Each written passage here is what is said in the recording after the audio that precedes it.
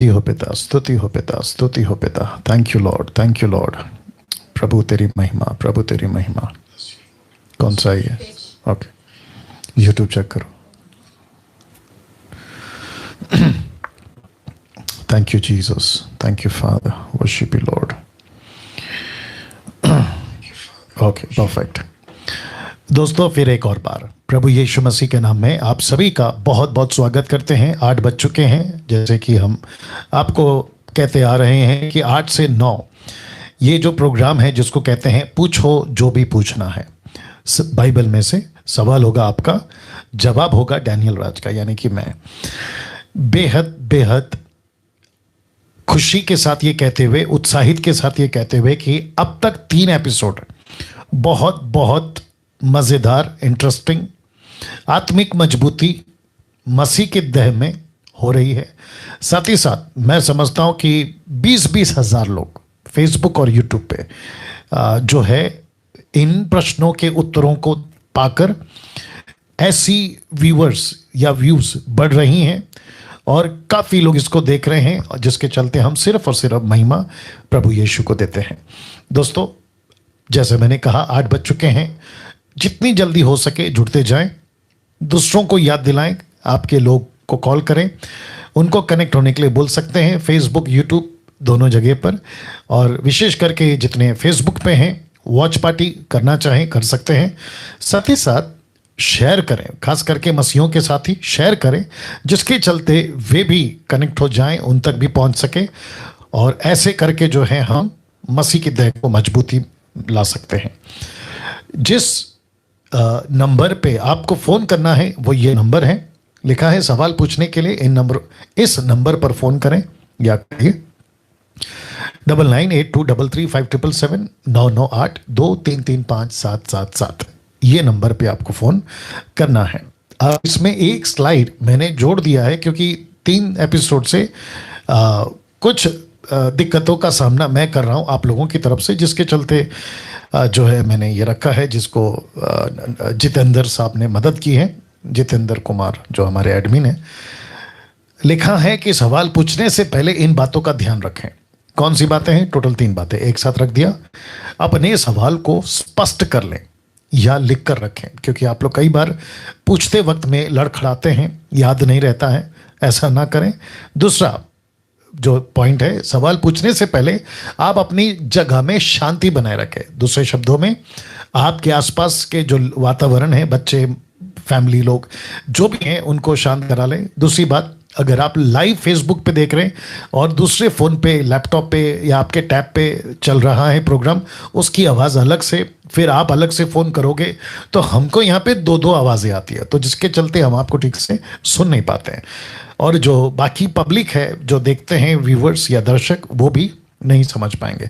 तो इसका ख्याल रखें, अन्यथा क्या होगा, आपका नंबर काट के दूसरों को मौका दिया जाएगा। क्योंकि कम से कम मैं आपको बताता चलूं, 100 से भी ज़्यादा कॉल्स इसमें चली जाती हैं, मिस कॉल लिस्ट में, क्योंकि उनको मौका नहीं मिल रहा है और आप लोगों की इस रुकावट के चलते। तीसरा, सवाल पूछने के बाद आपको शांत होना है ताकि आप जो है जवाब ठीक से सुन सके।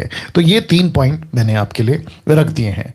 अब मुझे नहीं पता कि जैसे जैसे लोग जुड़ रहे हैं, ये 3 बातों से आप वाकिफ़ होंगे या नहीं होंगे, क्योंकि मैं इसको ज़्यादा देर नहीं रख सकता हूं, क्योंकि मुझे आना होगा इस स्लाइड पे, ताकि आप लोग जो हैं हमें कॉल कर सके। तो मैं समझता हूं कि कॉल का सिलसिला शुरू हो गया है। आइए, सबसे पहला कॉल जो है हम लेते हैं आज के इस एपिसोड नंबर 4।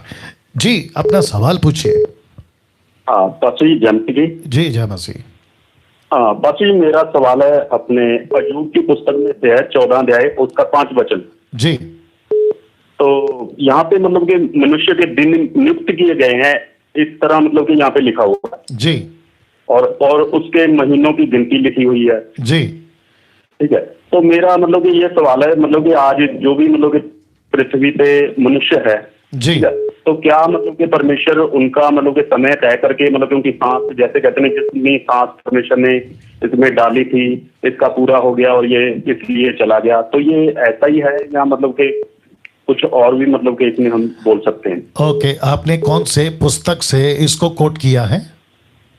हाँ जी, आपने कौन से पुस्तक से इसको कोट किया है? अय्यूब 14 अध्याय उसका 5 वचन। ठीक है, ठीक है। तो इसके अलावा कोई और पुस्तक में आपको ऐसा क्या कहते हैं बिल्कुल पैरेलल सेम टू सेम कहीं नहीं। और लिखा हुआ है? नहीं, और नहीं मेरे को मिला जी। जी जी जी, और आपको नहीं मिलेगा? हाँ, इसलिए मैंने आपसे बात कराई। जी जी। तो जितने दर्शक हैं, भाई का नाम क्या है? नजदीक रखो। मेरा नाम बंटी मसीह है जी। जी, बंटी मसीह जी, बहुत ध्यान से सुने, ठीक है ना? और जितने दर्शक अभी देख रहे हैं, मैं उनको भी कहना चाहता हूं कि आप भी बड़े ध्यान से सुने। भाई का प्रश्न ये है कि अय्यूब के किताब के जो चैप्टर उन्होंने कोट किया है, उसके मुताबिक मनुष्य को नियुक्त किया गया है और उसके दिन भी तय किए गए हैं किसी एक रेफरेंस को या किसी एक बात को। और जिसका जिक्र अभी भाई ने किया है, 14 अध्याय किया है ना बंटी जी? हाँ जी जी।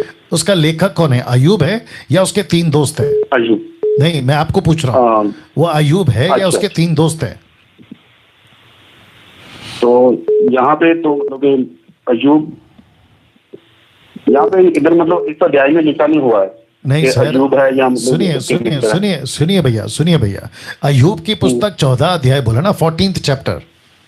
हाँ जी। हाँ, तो उसका पहला वचन पढ़िए, आपको उसका लेखक मिल जाएगा। आपके पास अभी अच्छा, बाइबल खुली है? मनुष्य जो स्त्री से, पहला अध्याय अय्यूब का, अय्यूब का 4था अध्याय का पहला वचन। Okay okay. यहाँ पे लिखा हुआ है मनुष्य जो स्त्री से उत्पन्न हुआ है वह थोड़े ही दिन का है ओके और दुख ओके, से बस भरा बस हुआ है। बस बस बस। भरा अभी रहता है। अभी अभी 13 का 1 पढ़िए, उसी का 13 का 1 पढ़िए। हाँ तो हाँ जी, तो यहाँ पे लिखा है सुनो यह सब कुछ अपनी आंख से देख चुका और अपने ओके कान से ओके सुन चुका। ओके ओके, बस अभी 12 का 1 पढ़िए। 12 का यहाँ पे लिखा हुआ है कि तब अय्यूब ने कहा, बस जी। इतना ही है, तब अय्यूब ने कहा। ओके ओके, तो ये अय्यूब कह रहा है। हाँ जी। आप और जितने दर्शक अभी सुन रहे हैं उनको भी बताता चलूं कि अय्यूब की पुस्तक में अय्यूब के अलावा उसके जो 3 दोस्त हैं ना, उन्होंने भी लिखा है। तो अय्यूब की सुन सकते हैं बंटी जी, लेकिन उसके 3 दोस्तों की नहीं सुन सकते। वो इसलिए नहीं सुन सकते हैं क्योंकि उसके 3 दोस्त लोगों को परमेश्वर बहुत गंभीर और बहुत सख्ती से फटकार लगाता है उसी पुस्तक के 35 चैप्टर से आगे। तो परमेश्वर कहता है ये कौन है, मूर्खों की तरह बात कर रहा है, ऐसा कहता है, ठीक है ना? तो जिसके चलते किसी एक रेफरेंस को या किसी एक लाइन को लेकर हम डॉक्ट्रिन नहीं बना सकते। अब हम ओल्ड टेस्टमेंट के लोग नहीं हैं, नंबर 1। हम किसके राज्य के लोग हैं बंटी जी? परमेश्वर के। किसकी दुल्हन है? यीशु की। किसकी कलीसिया है? यीशु की। किस वाचा के लोग हैं? नई वाचा, जिसको इंग्लिश में कहते हैं न्यू कवनेंट। कौन सा लहू हमारे ऊपर है? यीशु का लहू। तो परमेश्वर कहता है कि मैंने तुमको चुना है, तुमने मुझे नहीं चुना। यूहन्ना की किताब उसका 15 का 16 आपको याद आ गया होगा, राइट? तो जिसके चलते अब हम ओल्ड टेस्टमेंट का अय्यूब का स्टेटमेंट क्यों लेके चलें? परमेश्वर की मर्जी पे हम चल रहे हैं, यीशु के लहू में अभी हम हैं। तो मैं समझता हूं कि मैं अगर 100 साल तक परमेश्वर मुझे जिंदा रखता है तो ये उसकी मर्जी, लेकिन अगर मैं 35 40 70 में शहीद हो जाता हूं तो भी उसकी मर्जी। तो ये ऐसा है। Okay sir. तो पास्टर जी एक और है जी मेरा जी। तो जैसे मतलब कि हम इसी के साथ मतलब कि हम समझ सकते हैं, मतलब एक जैसे आज लड़का लड़की की शादी होती है जी, तो बहुत से मतलब कि हमने सुना हुआ है, वो कहते हैं कि ये जोड़े तो है जो स्वर्ग में बनाए जाते हैं जी। तो उसके विषय में मैं जानना चाहता हूँ, मतलब कि क्योंकि बाइबल तो हमें आदेश देती है आपने ये इनसे शादी करनी इनसे नहीं करनी, तो वो मतलब कि कई पास्टर लोग भी इसी को लेके चलते हैं और प्रार्थना भी करते हैं वो जी। देखिए तो मेरा ये मतलब, हाँ हाँ, बोलिए बोलिए बोलिए बोलिए।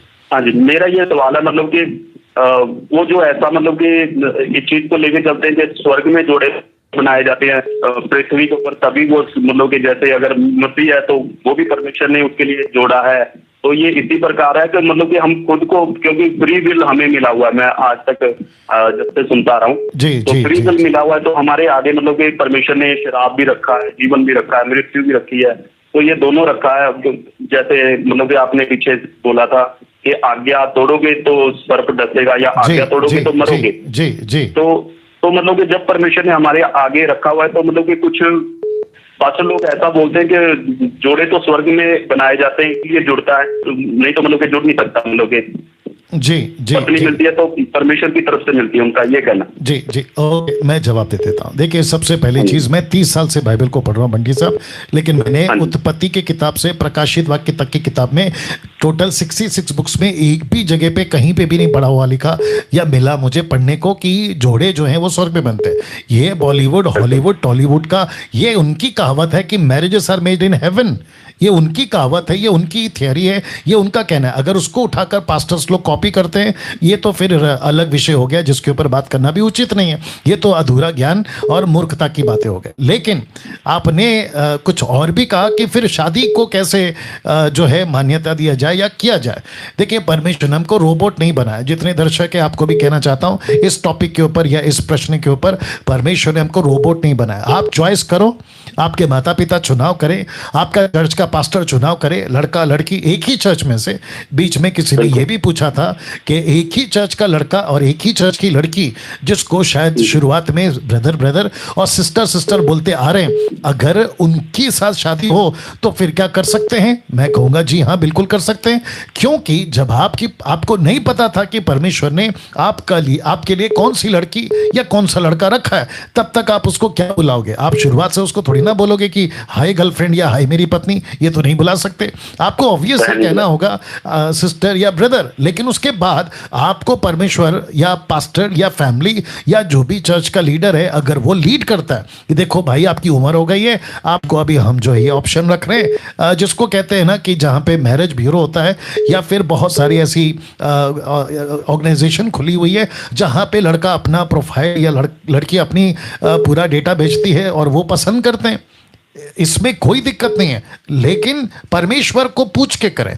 जैसे सब उपदेशक की किताब 4 अध्याय वचन 9, 10, 11, 12 वहां पढ़ेंगे लिखा 3 धागे का रस्सी जल्दी नहीं टूटता है। ये 3 धागा क्यों? एक है लड़का धागा, दूसरा है लड़की धागा, तीसरा कौन है जो लपेट के रखता है? वो है परमेश्वर। तो जिसके चलते मैं समझता हूं कि आप परमेश्वर के सामने चॉइस रखिए। अनीता, सुनीता, कविता, अनिल, सुनील, राकेश, मुकेश, उनको रखे और प्रभु से पूछे कि प्रभु इसमें से कौन है, आप लीड करो या आप मार्गदर्शन करो। ऐसे होता है शादी। हाँ जी, बस ये तो इसी के साथ जो नीति वचन है उसमें कहते हैं ना कि जो अच्छी पत्नी है वो यहोवा की तरफ से मिलती है। तो मेरा इस बात को लेकर मतलब कि जो आज मैंने सवाल आपसे किया है, बातों से बहुत लोगों से मेरा इसके लिए मतलब कि बातचीत होती रहती है। तो वो इस वचन को लेकर चलते हैं परमेश्वर से मिलती है। ठीक है, तो फिर तो ये परमेश्वर ने जोड़ा है तो इसलिए वो मिला ना उसे, वो इसी प्रकार बोलते हैं। लेकिन मैंने कहा अभी हमारे ऊपर मतलब कि ये बात है, परमेश्वर ने जब हुक्म दे दिया, हम चाहे विश्वासियों में अपने बच्चों का कर सकते हैं, चाहे विश्वासियों में कर सकते हैं, ये हमें हमारे ऊपर है। तो वो कहते हैं परमेश्वर की तरफ से मिलते, क्योंकि किसी वचन में लिखा हुआ है कि अच्छी पत्नी यहोवा की तरफ से मिलती है। जी जी, मैं इसका जवाब दे देता हूँ। देखिए, फिर वापस वही प्रश्न आ गया ना, एक वचन पे क्यों डॉक्ट्रिन बनाए? जैसे आपने शुरू में पूछा था ना अय्यूब का, वो एक वचन है, नीति वचन का एक वचन है। एक वचन पे कैसे डॉक्ट्रिन बना सकते हैं? एक वचन पे कैसे सिद्धांत बना सकते हैं? तो ये हो गया पहला। दूसरा, अगर परमेश्वर अच्छी पत्नी देता है तो मैं समझता हूं कि फिर परमेश्वर को देने दो, सब अपने अपने घर पे आराम से बैठो। आप फिर मैरिज ब्यूरो क्यों खोल रहे हो? आप पास्टर्स फिर ढूंढते क्यों? और फिर हमको भी क्यों कहा जाता है कि मेरा लड़का बड़ा हो गया है उसके लिए लड़की ढूंढो, लड़की बड़ी हो गई है उसके लिए लड़का ढूंढो? ऐसे फिर कॉल क्यों आता है? आप अपना घर पे चुपचाप बैठिए, बुला के दे देगा। ये तो वही सिस्टम हो गया ना कि रोबोट जैसा बने रहो, परमेश्वर कहेगा उठो तो उठो, बैठो तो बैठो। ये बोला है परमेश्वर ने हम सबको फ्री विल दिया है। आप चॉइस करें, आप चुनाव करें, बाकी प्रार्थना करें। अगर प्रभु लीड करता है, और क्यों नहीं करेगा? परमेश्वर पत्थर थोड़ी है, परमेश्वर बहरा थोड़ी है, वो बात करेंगे ना। ये ऐसा है। ओके, हाँ जी पास्टर जी, मैंने आपका ना एक वीडियो जब आपने शुरू किया था ना प्रोग्राम जी, तो 2 साल हो गए, आपने शाऊल और सैमुअल के बारे में बताया था, वो मुझे मतलब मिला नहीं। तो मतलब आज जब आपने दोबारा शुरू किया तो मुझे मौका मिला पूछने के लिए जी। तो वो मतलब कि मैं बात करता हूँ, सैमुअल ने शाऊल की आपने जो आत्मा उसको बुलाया, राइट, शाऊल ने सैमुअल का, राइट। तो आपने जब पता नहीं शायद बात किया था भी वो परमेश्वर की तरफ से ही आया था जी, क्योंकि कई लोग कहते हैं कि परमेश्वर का आत्मा जो है मतलब परमेश्वर के दासों का आत्मा मतलब के बुला नहीं सकते जब वो स्वर्ग में चला गई, तो ये क्या बात है? मतलब नहीं नहीं, ऐसा वो कुछ नहीं। असली में ही सैमुअल का आत्मा था। जी जी, बिल्कुल सैमुअल था वो, टोटल 90 नहीं, टोटल 100% सैमुअल था, और परमेश्वर ने उसको भेजा। आप अगर वो पैराग्राफ पढ़ोगे आपको पता चलेगा कि शाऊल गया उस औरत के पास जिसको ऐसी शक्ति मिली थी दुष्ट आत्मा की तरफ से, जिसको कहते हैं भावी कहलाने वाली। उसने नहीं बुलाया, डंके की चोट पे बोल रहा हूं, लिखा नहीं है कि उसने सैमुअल को बुलाया, ये कहा हो कि सैमुअल आ, लेकिन देखते हैं कि जब उसने देखा सैमुअल ऑलरेडी आ चुका था, तो उसको किसने भेजा? और ये पूरा अंदर की बात है क्योंकि डिटेल में नहीं लिखा जाता है। अगर आप कॉन्टेक्स्ट को पढ़ोगे तो औरत ने नहीं बुलाया, सैमुअल पहुंचा और सैमुअल खुद बात कर रहा है, औरत ने नहीं बात किया, सैमुअल बात कर रहा है। ये ऐसा है। चलिए, थैंक यू सर, क्योंकि बाकी लोग भी इसमें। Thank you. या God bless you sir, God bless you. Okay, next call. जी जी भाई साहब, अपना प्रश्न पूछें। Cut, next. एक सेकंड रुक जाओ, उठा लिया। जी जी, प्रश्न पूछें। जी जी जी जी जी। सुवालाल बोल रहा था, कोटपुतली जयपुर जिले से। जी बोलिए, बिल्कुल स्पष्ट बात करना है, आपका फोन नजदीक रखना है क्योंकि सब लोग सुनते हैं आपको। जी नजदीक है भाई साहब, और मैं ये जानना चाह रहा था कि प्रभु में होने के बाद क्या, जब जैसे मान लो कि हम और भी लोग हैं परिवार के, मैं प्रभु में हूँ और जो है ना वो अलग अन्य जाति में मूर्ति पूजा करते हैं, और उनके साथ मैं कैसे तालमेल बनाए रखूं? क्या क्या क्या, वापस बोलिए। जैसे मेरा परिवार है, हाँ, और वो प्रभु में नहीं है, मैं प्रभु में हूँ जी, तो मैं उन लोगों से कैसे मेल मिलाप में रहूं? मतलब कैसे, मतलब किस चीज में? वचन के अनुसार। हाँ जी। किस चीज में? आपको एक घर में रहने में दिक्कत है या फिर किस किस टॉपिक पे बात करें वो बताइए, स्पष्ट बोलिए। टॉपिक करना चाहता हूँ। टॉपिक ये है कि वो लोग मूर्ति पूजा करते हैं। हाँ, ऐसे आओ। पहले मैं भी करता था जी, ठीक है जी, और परंतु अब प्रभु को स्वीकार करने के बाद मैं ऐसा नहीं करता हूँ जी। और उन लोगों में जैसे मैं शामिल, उनके जैसे शादी समारोह जो होते हैं ना जी, उनमें मैं शामिल नहीं हो पाता हूँ जी, तो वो थोड़ा नाराज रहते हैं। जी, तो मैं कैसे मेंटेन कर पाऊँ वचन के अनुसार उनके साथ में? जैसे अन्य वो तो जैसे मान लो कि वो परिवार से ही मैं निकला हूँ। ठीक है ठीक है ठीक है, मैं समझ गया, मैं समझ गया। मूर्ति पूजा करते हैं, जो कार्य करते हैं, जी, सब जो जैसे हिंदू लोग है ना वो यही करते हैं, जो भी कार्य करेंगे उसमें वो अपने इष्ट का जो देवता होता है उसी के नाम से वो करते हैं। ठीक है, मैं समझ गया। आपका नाम फिर से बताइए। सुवालाल कोटपुतली। बाप रे, बहुत लंबा नाम है। चलिए, कोई बात नहीं, आप बने रहें जी, आप बने रहें और शांत रहें, ठीक है ना। साथ ही साथ जो अभी कॉल कर रहे हैं, ये 3 पॉइंट आपको याद रखना है, इसके मुताबिक ही आपसे हम बात करेंगे, ठीक है ना। सोहनलाल जी का प्रश्न था कि मैं मसीह बन गया हूं, मैं हिंदू परिवार से आता हूं और मेरे परिवार के लोग अभी भी हिंदू हैं, मूर्ति पूजा करते हैं, दुनिया भर का उनका अपना अपना रिचुअल है, फेस्टिवल है, लेकिन ऐसे टाइम पे मैं मसीह उनके इसमें शामिल नहीं होता हूं, तो ऐसे टाइम पे मैं क्या करूं? वो नाराज हो जाते। नंबर 1, मैंने कल कहा था, आई गेस कल कहा था कि जब आप मसीह बन जाते हैं आप अपनी आइडेंटिटी, परिचय, आप अपनी पहचान एक मसीह के रूप में ही रखेंगे, चाहे पूरी दुनिया आपके विरोध हो जाए। नंबर 1, परिवार तो बहुत छोटी बात है, पूरी दुनिया की बात कर रहा हूं। दूसरी चीज, जैसे आप मसीह में आते हैं, आप वचन पढ़ते हैं, आपको पवित्र आत्मा मिलता है, आपको बुद्धि मिलती है, आप वचन से तुलना करना शुरू करते हैं, आपको फिर प्रभु बताएगा, आपको परमेश्वर का वचन बताएगा कि कितना उन तक रहना है, कितना उन तक नहीं रहना है। आपके पास में अपनी एक सीमा होगी, आपके पास में एक अपनी लिमिट होगी, उसके बाहर जहां मूर्ति पूजा है ऑब्वियस आपको नहीं जाना है। आपने कहा वो नाराज होते हैं, अगर वो नाराज होते हैं, अगर आप उनका सोचोगे तो जिस परमेश्वर ने आपको जीवन दिया है, उद्धार दिया है, जिसने सारी दुनिया बनाई है, उसको नाराज करके परिवार को खुश करके ये कौन सी बात हो गई? ये तो फिर मूर्खता है। ओके, तीसरी बात, हम सभी को पता है कि उद्धार, मोक्ष, सैल्वेशन किसी का मन बदलना ना ये डैनियल राज का काम है ना आपका है। पति अगर उद्धार पाया तो पति का नहीं है कि पत्नी को बदल दे, पत्नी पाई उद्धार तो पति को बदल दे, बच्चे तो माता पिता को, माता पिता तो बच्चे को, कोई किसी को नहीं बदल सकता। यस और नो। इस पृथ्वी पे किसी को कोई नहीं बदल सकता। कुछ लोग कहते हैं कि हम मसीह लोग, दैट मीन्स जो बाइबल के प्रचारक है, उसके राज्य के प्रचारक है, कहते हैं कि हमने धर्मांतर किया। एक व्यक्ति का हम मन नहीं बदल सकते। मन कौन बदलता है? व्यक्ति का जीवन कौन बदलता है? सिर्फ परमेश्वर का आत्मा, यीशु बदलता है, हम नहीं बदलते। तो इसको ध्यान में रखते हुए भाई साहब, अगर कोई नाराज होता है क्योंकि आप वचन पे चल रहे हैं, तो आपके उसके लिए कुछ नहीं कर सकते। आपको यह ध्यान रखना बहुत जरूरी है कि परमेश्वर, आपका वचन को मैं पहले प्राथमिकता दूंगा, यीशु को प्राथमिकता देना है। अगर परिवार का कल को, बहुत ध्यान से सुनिएगा सोहनलाल जी, मेरे साथ बने रहे, सोचिए आज अगर आप कॉम्प्रोमाइज कर गए, और जो दर्शक जो देख रहे हैं उनको भी कहना चाहता हूं कि अगर आप किसी को खुश करने के चलते आप कॉम्प्रोमाइज कर गए, और क्या पता कि 2 साल बाद, 5 साल बाद वो व्यक्ति जो आज मूर्ति पूजक है, अगर कल उसका जीवन बदल गया और वो आपको पलटकर पूछ लेगा कि जब मैं संसारिक था तो तुम मसीह जीवन कैसे जी रहे थे, मैं आज आत्मिक हो गया हूं, मुझे सच्चाई पता चल गया है, तो ये सब करना तो गलत है, तब तुमने मुझे क्यों नहीं रोका, वो पलटकर आपको पूछेगा, तब आप क्या करोगे? ठीक है ना? तो वैसे ही अपनी, रुकिए ना भैया, आप अपनी पहचान को अभी से साबित करो, आप अपना स्टैंड अभी से ले लीजिए। जी बोलिए सोनलाल जी।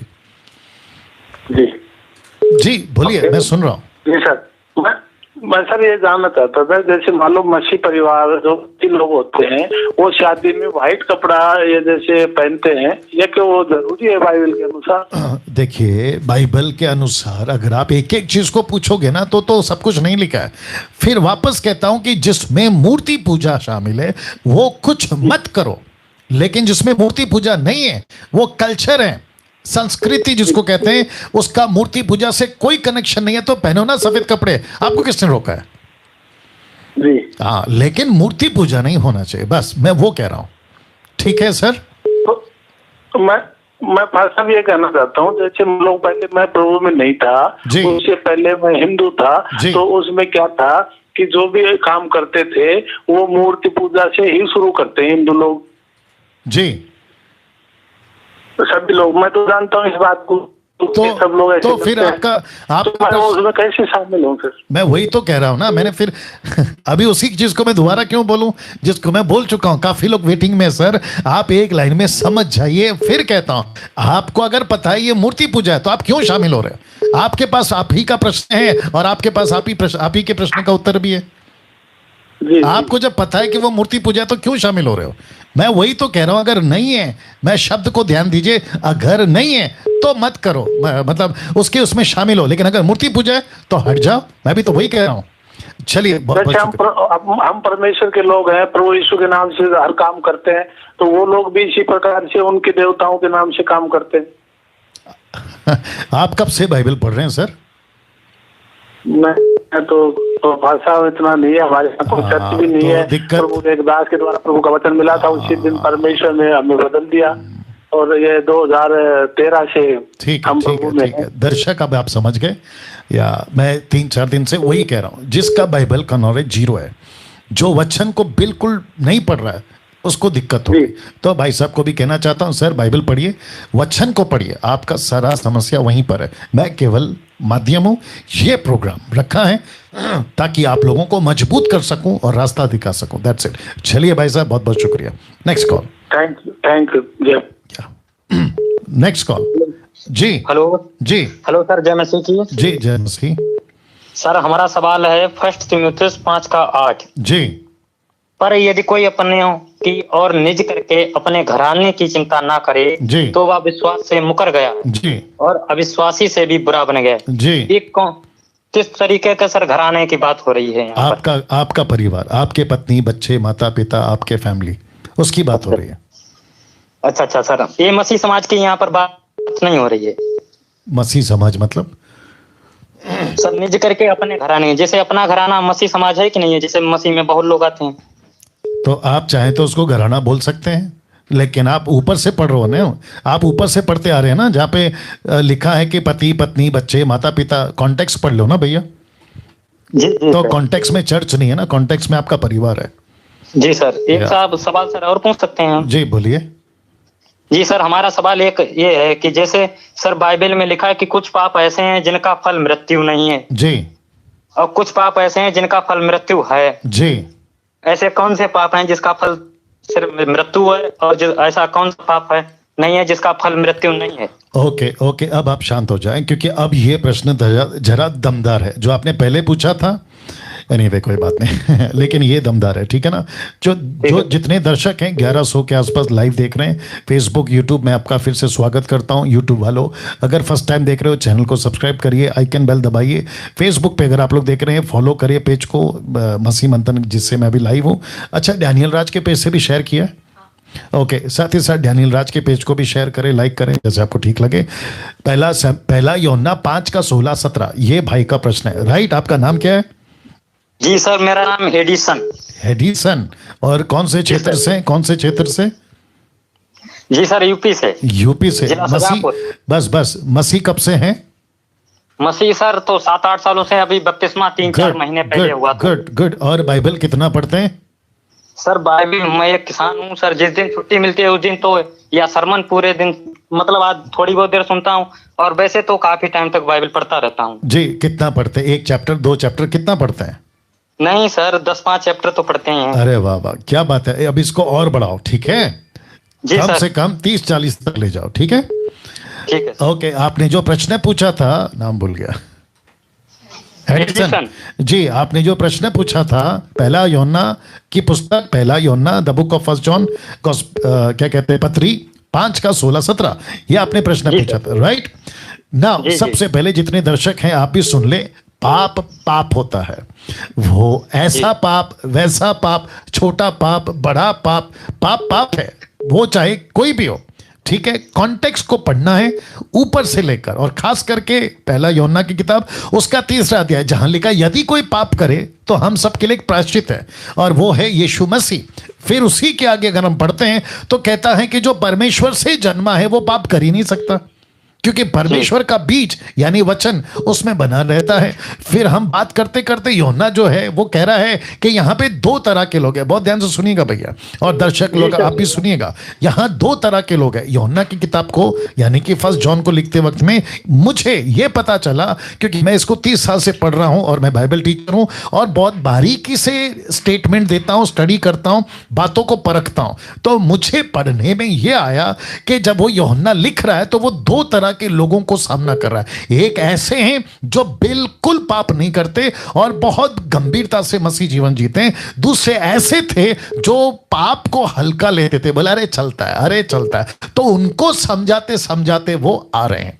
फिर वापस ये भी कहूंगा कि किसी एक वचन को लेकर किसी प्रकार का डॉक्ट्रिन या सिद्धांत नहीं बनता है। आसपास, आगे पीछे, टोटल बाइबल को अगर हम देखेंगे, यीशु सख्त है पाप को लेकर, पवित्र आत्मा सख्त है पाप को लेकर, पतरस सख्त है पाप को लेकर, पौलुस सख्त है पाप को लेकर, और यहां तक भी लिखा है कि पाप करने वाला परमेश्वर के राज्य में जा ही नहीं सकता है। तब यह बात आकर खड़ी हो जाती है जो आपने अभी कोट किया, पहला यूहन्ना 5:16-17, कि पाप ऐसा भी है जिसकी सजा मौत नहीं है। तो यह कौन सा है? तो फिर हमको पहुंचना पड़ेगा मत्ती, मरकुस, लूका, जहां पे यीशु कहते हैं कि अगर पवित्र आत्मा के विरोध में पाप करोगे तो क्षमा नहीं है। अब इसको कनेक्ट करना पड़ेगा। तो सबसे पहली चीज, एक मसीह जो सच्चा मसीह है वो पवित्र आत्मा के विरोध में क्यों बात करेगा? तो ये तो चैप्टर क्लोज हो गया। दूसरा, अगर एक मसीह है वो दारू क्यों पिएगा, नशा क्यों करेगा, गलत काम क्यों करेगा? क्योंकि परमेश्वर का बीज उसमें रहता है। अगर वो कर रहा है, बहुत ध्यान से सुनना, अगर वो कर रहा है लेकिन वो पवित्र आत्मा की निंदा नहीं कर रहा है, तो वो पाप करके भी परमेश्वर की निंदा कर रहा है। फिर क्या करोगे? या अब आई बात समझ में? वो चोरी करके भी परमेश्वर के विरोध में, वो कहता है कि पाप ऐसा भी है जिसका फल मृत्यु नहीं है, तो इसका मतलब है कि मैं पवित्र आत्मा की निंदा नहीं करूंगा, तो इसका मतलब मुझे लाइसेंस मिल गया। किस चीज का? पाप करने का। तो मुझे बताइए, क्या लाइसेंस मिल गया? नहीं सर। वेरी गुड, यही तो समझा रहा हूं। पाप होता है, उस वचन को क्यों लेकर बैठे हो? और मुझे नहीं पता, कई लोग हैं, नाम क्या भाई का?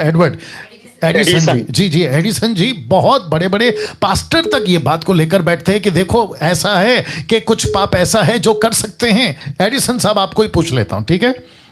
जी सर। क्या पाप की कोई कैटेगरी है? नहीं सर, पाप तो पाप ही। एग्जैक्टली ऐसा कोई लेवल है, पाप ए लेवल, पाप सेकंड लेवल, पाप थर्ड लेवल, हम ये कर सकते हैं ये नहीं कर सकते, ऐसा कुछ है? नहीं सर, ऐसा नहीं सर, कुछ नहीं है, ठीक है ना? गलती छोटी हो या बड़ी। जी जी बिल्कुल सही फरमाया आपने। वैसे ही जितने दर्शक देख रहे हैं 1200 के ऊपर, मैं उन सभी को कहना चाहता हूं इस वचन का सहारा लेकर ना तो आपको डरना है ना कंफ्यूज होना है। जिसको कहा है पाप ऐसा भी है जिसकी मृत्यु नहीं है, मैं प्रार्थना करने के लिए कहता हूं। पाप ऐसा है जिसका मृत्यु है, मैं प्रार्थना करने के लिए नहीं कहता। उसको क्यों गिनते हो? ठीक है, लिखा है लेखक ने, अब उसकी उस वक्त की घटना, उस वक्त का परिस्थिति क्या है हमको नहीं मालूम, लेकिन बाकी एरिया, बाकी किताबें, बाकी टीचिंग यीशु की, पतरस की, पौलुस की, उसको क्यों इग्नोर करे इस एक वचन को लेकर? वाह, सी दैट। जी सर, चलिए, सर क्लियर करना था, कुछ बातें समझ में नहीं आती हैं। जी जी जी जी, थैंक यू, आपने कॉल किया, गॉड ब्लेस यू। ठीक है सर, शुक्रिया। समझ जाए या थैंक यू। एक सेकंड रुक जाइए। वाह, इंटरेस्टिंग सवाल, और मैं समझता हूं कि आप लोग इसको खूब शेयर करें, देखें, मैं इसकी अलग सी वीडियो बनाऊंगा ना। दोस्तों आप सभी जानते हैं कि बीच में जब हाफ टाइम हो जाता है, यानी कि 8 से 8:30 तक, यानी कि हाफ टाइम, तो आपके बीच में मैं अनाउंसमेंट लाता हूं। अनाउंसमेंट ये है, मसीह मंथन बैठक हिंदी इंग्लिश आपके बीच में आ गया है। मसीह मंथन बैठक एक ऐसा प्लेटफॉर्म है, एक ऐसा बड़ा मूवमेंट है, कार्य है, जिसमें हम बहुत कुछ कर रहे हैं। डिसाइपलिंग कर रहे हैं, चर्च प्लांटिंग का काम कर रहे हैं, मिशनरीज को बना रहे हैं या उनको तैयार कर रहे हैं, उनको भेज रहे हैं भारत के अलग अलग कोनों में। और ऐसे करके साथ ही साथ मसीह मंथन के पेज से, फेसबुक पेज, यूट्यूब से भी हम सबको मौका दे रहे हैं, आइए प्रचार करिए, खरी शिक्षाओं का प्रचार करिए। और जिसके चलते मैं समझता हूं कि काफी लोग कर रहे हैं, काफी लोग आगे आ रहे हैं। अगर आपको कोई कहता है अलाना फलाना, अगर आपको कोई कहता है कि तुम तो लेडीज हो, तुम प्रचार नहीं कर सकती, उसको नमस्ते बोलिए। क्यों? क्योंकि ना तो डैनियल राज बड़ा है, ना वो कोई और। सबसे बड़ा वचन है बाइबल, जिसको कहते हैं परमेश्वर का पवित्र शास्त्र। 2 तिमोथी 3 अध्याय वचन 16 क्या कहता है? पवित्र शास्त्र दिया गया है धर्म की शिक्षाओं के लिए, मतलब परमेश्वर के राज्य की शिक्षाओं के लिए, सुधार के लिए। आप इसके कॉन्टेक्स्ट को पढ़ो, क्योंकि वही 2 तिमोथी 2:15 पौलुस कहता है rightly dividing the word of truth, वचन को ठीक से इस्तेमाल करना। यीशु का मिशन, यीशु का मैंडेट, यीशु की महान आज्ञा पुरुष और स्त्री दोनों के लिए। आप कुछ डॉक्ट्रिन ऐसे बन गए हैं सिद्धांतों के चलते, क्या कहते हैं, डिनोमिनेशन के चलते, उन्होंने ये क्या कहते हैं, 1 कुरिन्थियों 14:34 और आई थिंक 2 तिमोथी 2:7-8 या 1 तिमोथी 2:7-8 वहां पे लिखा है कि स्त्रियां कलीसिया की सभा में चुप रहे। इसको लेकर ऐसा क्या कहते हैं ना, एक कानून बना दिया कि देखो लिखा है, लेकिन उसके कॉन्टेक्स्ट में घुसो, उसके पास्ट भूमि में घुसो। किसको लिख रहा है? किसी की पत्नी है, कॉन्टेक्स्ट क्या है? पति पत्नी है, तो पति पत्नी चुप रहे, वो आपस में देख ले। हमको जो जितनी महिलाएं हैं उनको क्यों रोक दिया गया है? ठीक है ना। मत्ती 28:18 से 20 तक ये है सबके लिए मैंडेट है, ये पुरुष और स्त्री, जिसको पौलुस की मिनिस्ट्री में महिलाएं हैं। तो मसीह मंथन, मैं इसके ऊपर बहुत बात कर चुका हूं, मसीह मंथन दोनों को मौका देता है। पास्टर पुरुष भी बन सकता है, पास्टर महिला भी बन सकती है। पास्टर पुरुष, पास्टर महिला बपतिस्मा दे सकती है, शादी करा सकती है, मैयत करा सकती है, प्रभु बोझ दे सकती है, वो सब कुछ कर सकती है। अगर कोई विचित्र प्राणी अगर ये पूछता है मेरे ये स्टेटमेंट को सुनकर कि बाइबल में कहां लिखा है कि दे सकती है, तो मैं उनको पूछूंगा कि बाइबल में कहां लिखा है कि नहीं दे सकती, वो निकाल के बताओ। तो जो चीज का बात ही नहीं है उसके ऊपर बहस क्यों? तो मसीह मंथन से आपको ये सारी चीजें मिलेगी। तो इनसे जुड़ने के लिए आपको क्या करना, और मैं चाहता हूं कि आप जुड़ें। सबसे ज्यादा प्रायोरिटी मसीह मंथन की तरफ से यही है कि खरी शिक्षा जिसको इंग्लिश में कहते हैं साउंड डॉक्ट्रिन। तो इन नंबरों पे फोन करें। नंबर क्या है? सिस्टर नीता जी का नंबर ये है, ब्रदर नरेंद्र राव का नंबर ये है, उसके बाद में सिस्टर समीक्षा का ये नंबर है, ब्रदर शामी का ये नंबर है, फिर उसके बाद में सिमरप्रीत जी का ये नंबर है, ब्रदर जितेंद्र कुमार का ये नंबर है। ऐसे करके टोटल 6 नंबर है। अब मैं इसको बहुत तेजी से बोल गया हूँ, आप बाद में पॉज करके या आराम से स्क्रीनशॉट लेके आप अपना कॉल कर सकते हैं। MMB का पेज है, लाइक करें, जैसे मैंने कहा MMB ऐप है, एंड्रॉयड एंड एप्पल दोनों भी हैं। MMB वेबसाइट है www.masihmanthan.com, आप विजिट कर सकते हैं। और मेरी चैनल को आप लोग जरूर सब्सक्राइब करें, क्योंकि मैं पैसे नहीं कमाता ना। मसीह मंथन एक बहुत बड़ा काम कर रहा है, सिर्फ कुछ ही क्षेत्र में नहीं, लेकिन पूरे भारत में। ठीक है ना, वो क्या है, इस वचन के मुताबिक हम बहुत सारे लोगों को इस लॉकडाउन के चलते पैसे नहीं, पैकेट, या दोनों भी पास से आता है, पैकेट 2000 की राशन पैकेट हम उन तक पहुंचा रहे हैं।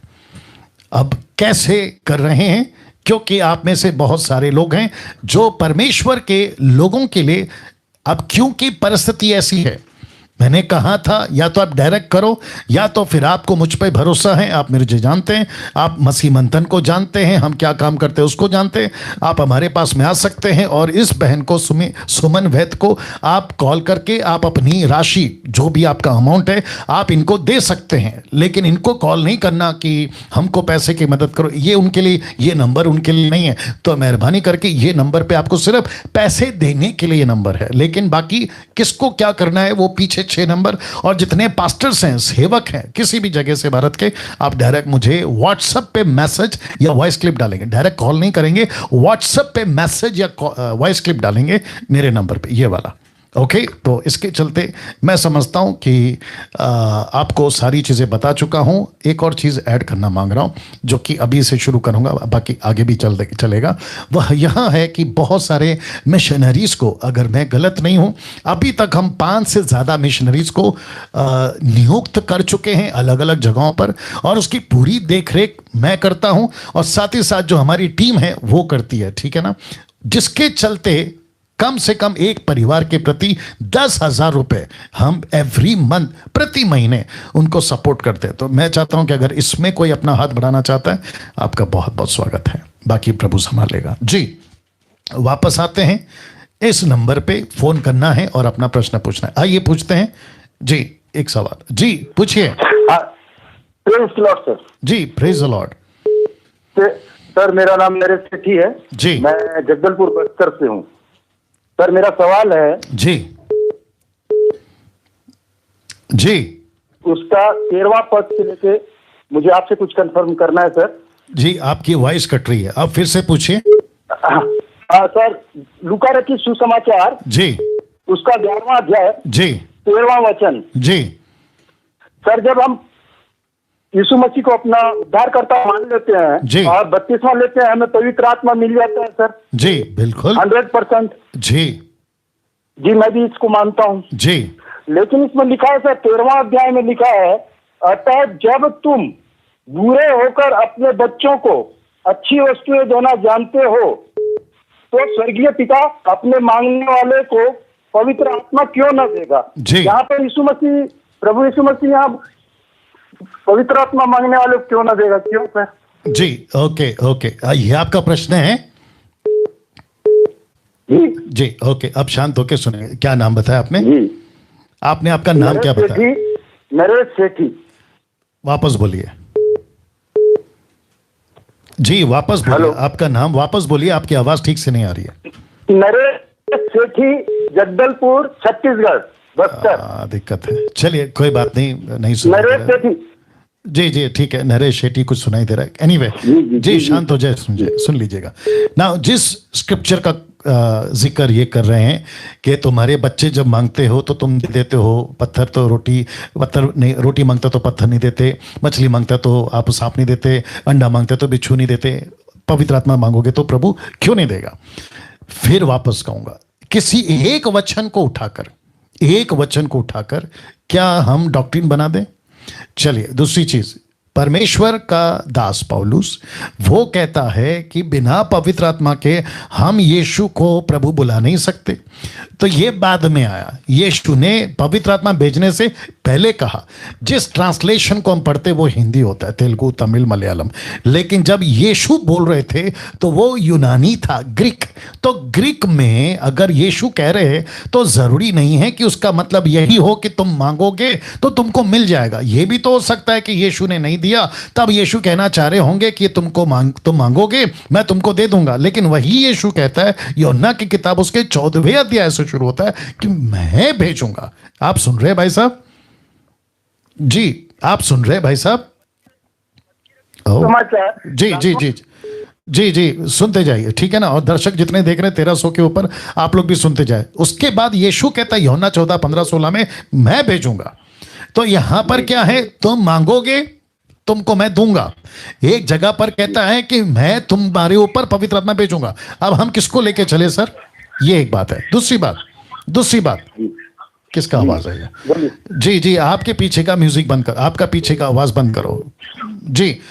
दूसरी बात, जिसने मांग लिया, सोचो मांग लिया मुझे पवित्र आत्मा चाहिए, उसको मिल गया। दूसरी तरफ परमेश्वर ने उसको पवित्र आत्मा दे दिया, तो क्या यह वचन उसके लिए फिर भी लागू रहेगा? नहीं, यह वचन उसके लिए लागू नहीं होगा। तो सीधी बात क्या है? यीशु ने कहा ठहरे रहो। बहुत ध्यान से सुनिएगा भाई साहब, यीशु ने कहा लूका 24 के 47 में आगे कहता है ठहरे रहो कि जब तक पिता ऊपर से वो प्रतिज्ञा, कौन? पवित्र आत्मा नहीं भेजेगा, नहीं जाना। तो वहां पर लिखना चाहिए ना कि तुम मांगो और जब तुमको मिल जाएगा तो खुद ही चले जाना। ऐसा क्यों नहीं लिखा? यह प्रश्न उठता है। एग्जैक्टली वही तो मैं कह रहा हूं। तो फिर उसके बाद यूहन्ना माफ करे, 1 कुरिन्थियों 3:16 कहता है कि तुम्हारा शरीर परमेश्वर का मंदिर है, परमेश्वर का आत्मा तुम में वास करता है। तो ऐसा लिखना चाहिए ना कि आपका शरीर तो मंदिर है, लेकिन जब तक तुम मांगोगे नहीं तब तक नहीं होगा। ये लिखना चाहिए था। तो एक वचन को लेके कोई डॉक्ट्रिन नहीं बनता सर। दूसरी बात सर, एक बात और बोलना चाहता हूं सर। मुझे पहले इसको खत्म करने दीजिए जी। कुछ लोग कहते हैं पवित्र आत्मा मांगा तब मिला, कुछ लोग कहते हैं देखो हाथ रखा तब पवित्र आत्मा मिला। तो मेरा प्रश्न यह है, कुरनेलियुस के टाइम पे प्रेरितों की किताब 10वां अध्याय वचन 34 से आगे वो वचन से पतरस बात ही कर रहा था कि पवित्र आत्मा खुद उतर गया। फिर ये क्या है? Common sense. तो कुछ जगह पे अंधों को यीशु ने छूकर आंखें ठीक करी, कुछ को कहा कि रास्ते में ठीक हो जाओ, कुछ को कहा कीचड़ लगा लो, आगे आ जाओ, कीचड़ लगाता हूं तुम देखोगे। ऐसे 3-4 तरीके हैं चंगाई देने का, तो उसमें से कौन सा पकड़े? तो आपको समझना होगा, एक वचन को लेकर डॉक्टर नहीं बनते। जी भाई साहब पूछिए क्या? सर 1 मिनट सर, आपको सैल्यूट है सर मेरी तरफ से। जी बहुत बहुत शुक्रिया। बहुत ही जबरदस्त आपका एक्सप्लेन है सर, और बहुत अच्छा। मैं पूरे 1.5 साल से आपका पूरा एक भी एपिसोड नहीं छोड़ा हूं, और बहुत ही अच्छा कर रहे हैं। प्रभु आपको बहुत जी भैया, थैंक यू भैया, God bless. Okay, next call जी, अपना प्रश्न पूछिए जी, अपना प्रश्न पूछिए। हेलो जी, कट नेक्स्ट जी। जय मसीह जी, जय मसीह। थोड़ा जल्दी पूछिए सिस्टर। मेरा नाम सुषमा है, मैं नेपाल की रहने वाली हूँ। मुझे ये पूछना था, मैं ये पानीपत हरियाणा से बोल रही हूँ इस टाइम जी।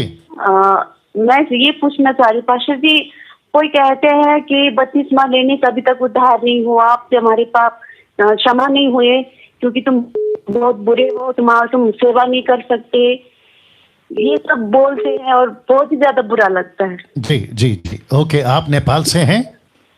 हाँ जी, और मैं इस टाइम हरियाणा पानीपत में रह रही हूँ। Okay, good. आपका नाम क्या है? सुषमा जी। अब शांत हो जाए, मैं आपको जवाब दे रहा हूँ ना। दोस्तों, बहन का नाम सुषमा है और इनका प्रश्न ये है, उद्धार हो गया, पानी का बपतिस्मा नहीं लिया। तो कुछ लोग कहते हैं कि अगर आपका पानी का बपतिस्मा नहीं हुआ है तो आपका उद्धार नहीं हुआ है। अगर ये पत्थर की लकीर है वचन के हिसाब से, उनके हिसाब से भी वो कहते हैं कि देखो बपतिस्मा होना बहुत जरूरी है। तो मैं आप सभी को बता दूं, निकालो जल्दी से यूहन्ना की किताब, माफी चाहूंगा, मरकुस की किताब उसका 16 का 16, द बुक ऑफ मार्क 16:16। अब एक वचन ये है, उसके अलावा बहुत सारे वचन हैं, उसको भी ध्यान रखना है। तो मैं जब कोई वचन कोट करता हूं तो मेरे दिमाग में है कि इसी का पैरेलल बहुत सारे और जगह पे है, जिसको पौलुस जिक्र करता है, यीशु जिक्र करते हैं और पतरस जिक्र करते हैं ना। मरकुस का 16:16 देखते क्या लिखा है। लिखा है जो विश्वास करे बपतिस्मा ले उसी का उद्धार होगा। ऐसे पढ़ने से क्या लगेगा कि आपको उद्धार पाना है और बपतिस्मा लेना है, जो कि ऑब्वियस है, करना भी पड़ेगा। लेकिन नीचे का लाइन क्या कहते देखो, लिखा है परंतु जो विश्वास ना करेगा वो दोषी ठहराया जाएगा। तो यहां पे जोर किस पे है, विश्वास पे या बपतिस्मा पे? तो लिखना क्या चाहिए था यीशु ने कि जो विश्वास करे बपतिस्मा ले उसी का उद्धार होगा, लेकिन जो विश्वास ना करे बपतिस्मा ना ले वो दोषी ठहरेगा। तो बपतिस्मा को जोड़ना था, लेकिन नहीं जोड़ा।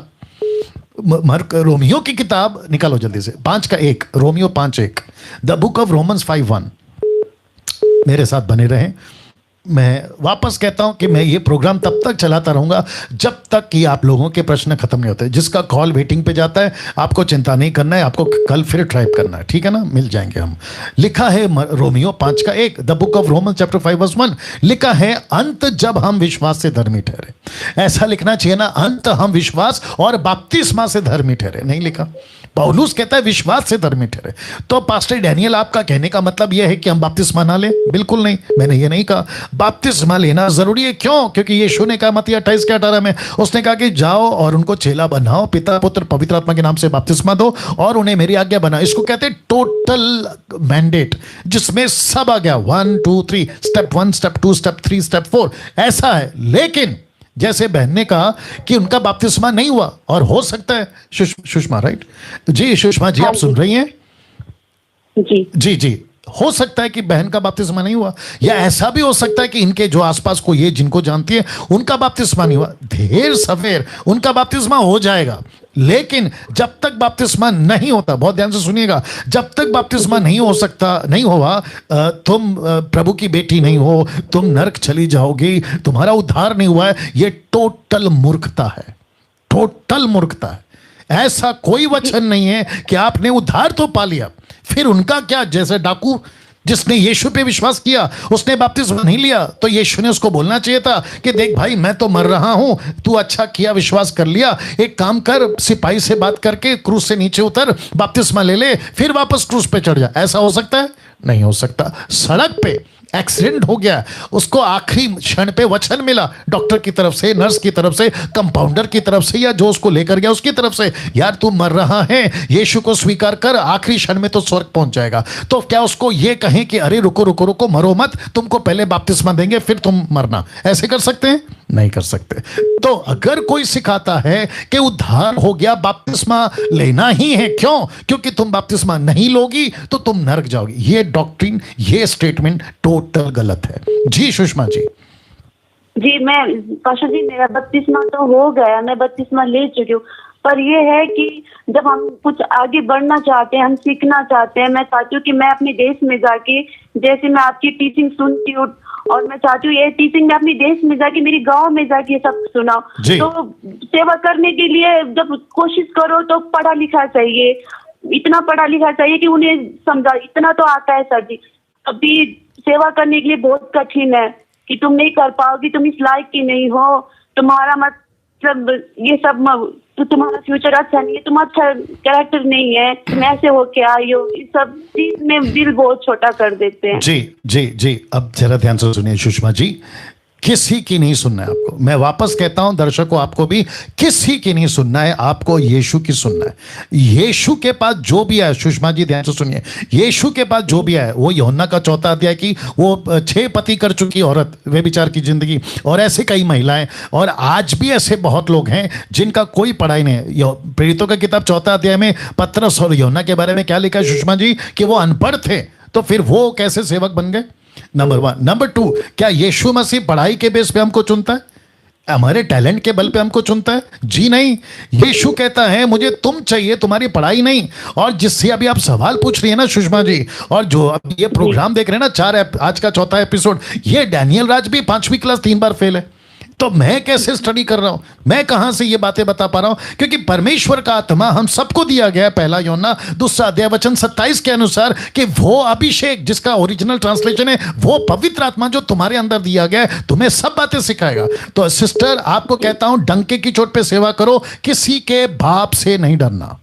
ये मेरी स्टाइल है, मैं इसलिए बोल रहा हूं, किसी के बाप से नहीं डरना। डंके की चोट पे सेवा करो, बपतिस्मा दो, प्रभु बोझ करो, क्या कहते हैं, टीचिंग दो, चेला बनाओ, चर्च प्लांटिंग करो, आप सब कर सकती हैं सिस्टर जी। जी, पर जी सपोर्ट करने वाला कोई नहीं है, कोई बहुत बड़ा कि तुम कर सकते हो, तुम्हें ये करना है, ऐसा नहीं। पर ये कहते हैं कि बपतिस्मा लेने के बाद भी तू इतना बीमार क्यों, तेरे पाप अपराध नहीं क्षमा हुए।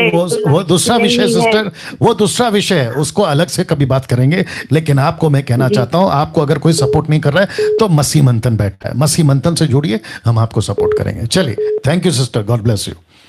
नेक्स्ट कॉल, क्योंकि वक्त का भी ख्याल रखना है। जी जी, प्रश्न पूछिए। हेलो जी, पास सर जी। जी, पीछे की आवाज बंद करिए सर। जी जी, बिल्कुल बंद है सर। और जी पहले तो हम प्रभु का धन्यवाद करते हैं कि जी आपके वचनों के द्वारा ना मैं तो ये घोषणा करना चाहता हूँ जी कि हमें क्रिश्चियंस और मसीही में अंतर पता लग गया। अरे वाह, क्या सबसे बड़ी बात ये है, क्या बात। आज मैं कहता हूँ आपकी टीचिंग के द्वारा सबसे मेन बात जो हमारे लिए ये है कि हमें ये पता चल गया कि क्रिश्चियंस और मसीहत में जमीन आसमान का फर्क है। बिल्कुल सही कहा सर, बिल्कुल सही कहा आपने। ठीक है सर, बिल्कुल बेटर है। जी। अब सर क्वेश्चन करते हैं जी। क्वेश्चन सर ये है, मैंने आपको एक फोटो भेजा था, परसों भेजा था, कल मेरा कॉल नहीं लगा जी। तो पास्टर जी मेरा क्वेश्चन बताने से पहले मैं आपको थोड़ा सा उसके बारे में बताता हूँ जी कि उस पिक्चर में दिखाया गया कि एक पंजाब का पास्टर है, बहुत नामी पास्टर है जी, और उसके साथ बॉडीगार्ड चल रहे हैं जी।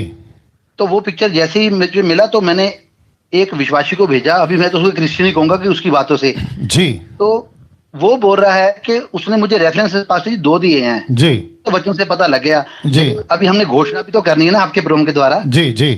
तो पास्टर जी वो बोल रहा है कि जब यीशु मसीह चलता था उसके साथ जो उसके चेले चलते थे वो उसके बॉडीगार्ड थे। जी। क्योंकि वो बोल रहा है कि जब उसको जिस औरत को 12 वर्ष का रोग था ना उसको टच नहीं कर सकी, क्योंकि अगर इस तरह उसके पास सभी जाते तो यीशु मसीह के कपड़े तक वो पाड़ देते खींच खींच के। तो कहता है कि उस वक्त उसके चेले उसका बॉडीगार्ड का काम भी करते थे। और उसके बाद सर जी उसने एक रेफरेंस और मुझे दिया जी। वो बोल रहा है जिस रात यीशु पकड़वाया गया ना जी, तो उस रात भी उसको जब वो सेना पकड़ने आई, सिपाही पकड़ने आई, तो जो पतरस था उसने तलवार निकाली और उसका कान उड़ा दिया जी। तो वो बोल रहा है कि अगर यीशु का वो बॉडीगार्ड नहीं था फिर उसने ये कार्य क्यों किया जी। तो सर आज ये 2 रेफरेंस ले रहे हैं ये लोग, और भी इनके पास रेफरेंस होंगे क्योंकि शैतान को वचन का ट्विस्ट करने का बहुत शौक है जी। बिल्कुल। तो पास्टर जी एक तो आप ये बात क्लियर कीजिए। बिल्कुल करूंगा सर, बिल्कुल करूंगा। और एक सर एक क्वेश्चन सर और है, पहले इसको करने दो सर, पहले इसको करने दो, पहले इसको करने दो। जी जी सर, जी जी जी, बहुत बहुत शुक्रिया, बने रहे लाइन में, ठीक है ना। दोस्तों आपने सवाल सुन लिया, मैं उसको रिपीट नहीं करूंगा क्योंकि मेरे पास में टाइम कम है। ये कह रहे हैं कि यीशु के साथ में यीशु के 12 चेले चलते थे, 12 के अलावा 70 भी चलते थे। मराठी ट्रांसलेशन कहता है नॉट 70 बट 72। एनीवे कोई बात नहीं, 70 हो या 72, लेकिन ये साथ में चलते थे। तो मैं और फिर ये कह रहे हैं कि जैसे उनके साथ में थे इसके लिए चलते, वो जो पंजाब का कोई सो कॉल्ड फेमस उसके साथ में भी बॉडीगार्ड चलते हैं, उसका सहारा लेकर ये बॉडीगार्ड को रखते हैं और कहते हैं कि देखो लोग इनको ना छू पाए, जैसे यीशु नहीं छू पाते थे, उसके चलते ये सहारा लेकर बातों को करते हैं ना। फिर दूसरा ये भी कहा जो मेरे को बहुत ठनका समझते हैं, टक करके लगा कि पतरस ने सिपाही का कान काटा, वो इसलिए क्योंकि यीशु मसीह ने उसको रखा था। तो प्रश्न ये उठेगा, आप भी मेरे साथ में जो भाई साहब सुन रहे हैं वो भी सुनेंगे, क्या यीशु ने पतरस को कहा था कि जाके कान काट दे? नहीं। अगर कोई व्यक्ति इस वचन का ऐसा सहारा लेता है कि कहता है कि पतरस को इसलिए रखा था कि वो उसका कान काटे, और इसी के चलते हमने भी बॉडीगार्ड रखे बंदूक के साथ और तलवार के साथ, तो फिर प्रश्न उठेगा क्या यीशु ने कहा था कि पतरस को जा उसका कान काट दे? अगर यीशु ने कहा था कि जाके पतरस उसका कान काट दे तो फिर यीशु ही उसके कान को जोड़ देता। ये क्या लॉजिक है? तो टोटल गलत। यीशु को इस तरीके से पेश करने वाला मूर्ख नहीं, महामूर्ख है, वो चाहे कोई भी क्यों ना हो, कहीं का भी क्यों ना हो। दूसरी चीज बहुत सटीक सुनिएगा भैया, और जितने दर्शक हैं 1500 के ऊपर वो भी सुनिएगा, क्या यीशु कभी अकेला नहीं हुआ? मैं बताता हूं कहां कहां। अगर ये कहते ना कि यीशु के साथ हमेशा रहते थे, तो फिर मैं पूछूंगा मत्ती की किताब 10 में 12 को भेजा कि जाओ राज्य का प्रचार करो, तब यीशु के साथ कौन था? दूसरा, उसने लूका के 10 में 70 को भेजा, तब यीशु के साथ कौन था? तीसरा, जब यीशु ने यूहन्ना की किताब 4 अध्याय में वो जो औरत थी ना जो कुएं के पास पानी भरने आई थी, वहां यीशु अकेला था लेकिन उसके चेले नहीं थे, तो वहां यीशु बॉडीगार्ड के साथ में क्यों नहीं था? तो फिर इसको भी कहेंगे कि मूर्खता। तो जिसके चलते भाई साहब ये वचन को लेके थोड़ मरोड़ के पेश करते। आपने और एक कहा कि उनके हिसाब से आपने कहा कि 12 साल से लहू बहने वाली औरत यीशु को ना छू सके, जिसके चलते वो लोग वहां पे थे। तो मैं पूछना चाहता हूं, क्या यीशु मसीह ने कहा था कि भीड़ को रोको, उनको मुझे छूने मत दो? ऐसा एक वचन कोई निकाल के बता दे कि यीशु ने खुद कहा हो कि भीड़ को रोको, मेरे पास आने मत दो, बल्कि ऐसे वचन लिखे हैं कि भीड़ को आने दो, बच्चों को आने दो, मुझे छूने दो। ऐसा वचन है। क्या बात करते हैं ये लोग जी? या तो मैं समझता हूं कि ऐसा टोटल बातों को करना अच्छा, जो बॉडीगार्ड लेकर घूमता है उनका अपना कोई प्रॉब्लम होगा, उनको अपना कोई डर लगता होगा, उनकी कोई अपनी समस्या होगी, लेकिन बाइबल के अंदर बॉडीगार्ड लेकर घूमना मना है। दूसरे शब्दों में आपको क्यों चाहिए बॉडीगार्ड? अच्छा, एक आखिरी चीज, उसके बाद आप बात कर लीजिएगा भैया। जी जी।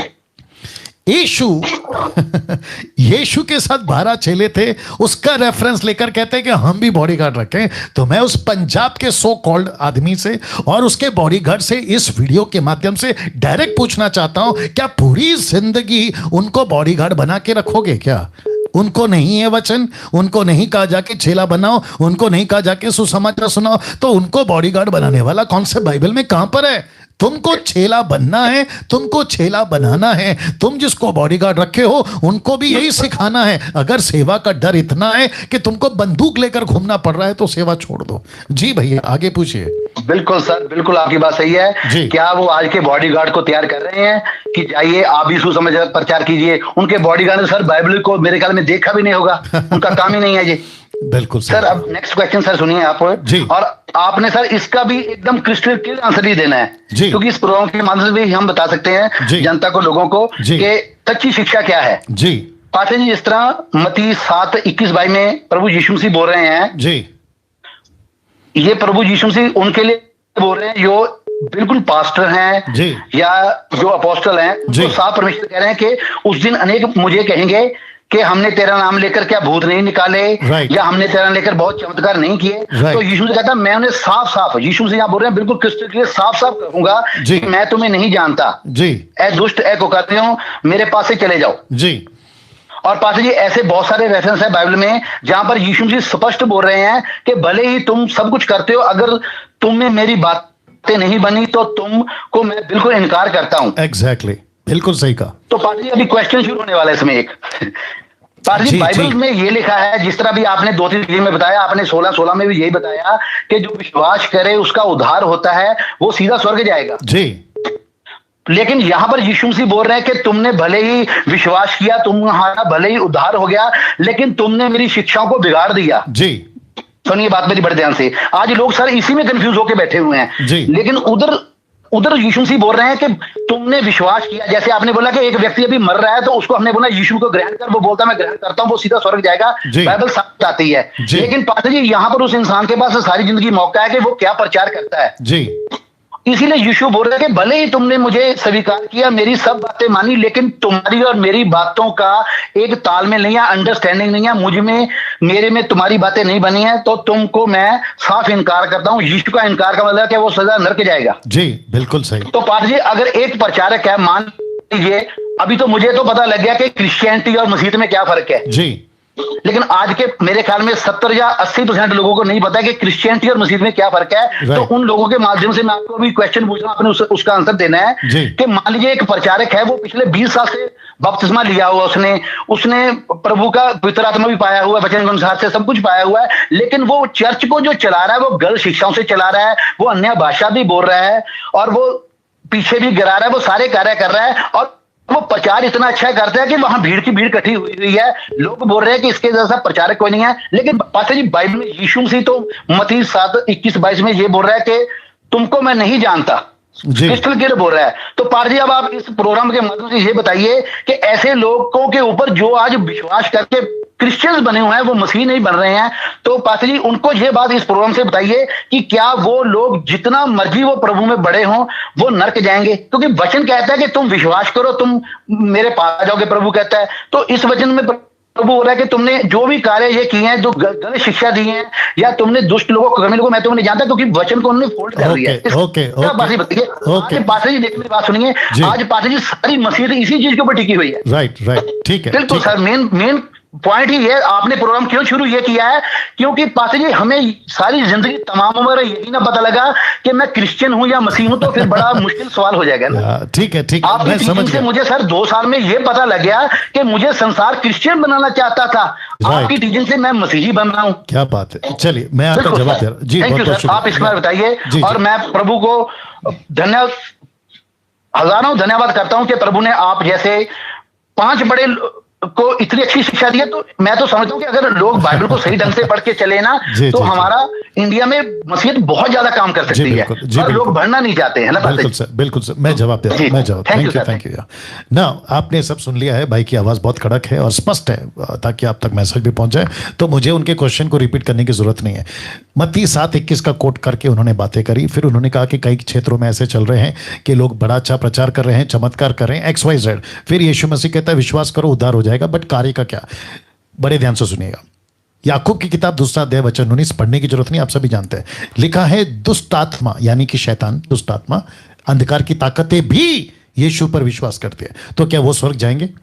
तो शब्द फेथ, शब्द विश्वास के बेस पे आप किसी को घोषित नहीं कर सकते, क्योंकि ये परमेश्वर विश्वास करता है इसलिए ये स्वर्ग में जाएगा। कार्य भले जादू टोना व्यभिचार भ्रष्टाचार पाप और दुनिया भर की शैतान की बातें हो, उससे कोई फर्क नहीं पड़ेगा। ऐसा है बाइबल का संदेश? जी नहीं, टोटल गलत हो जाएगा।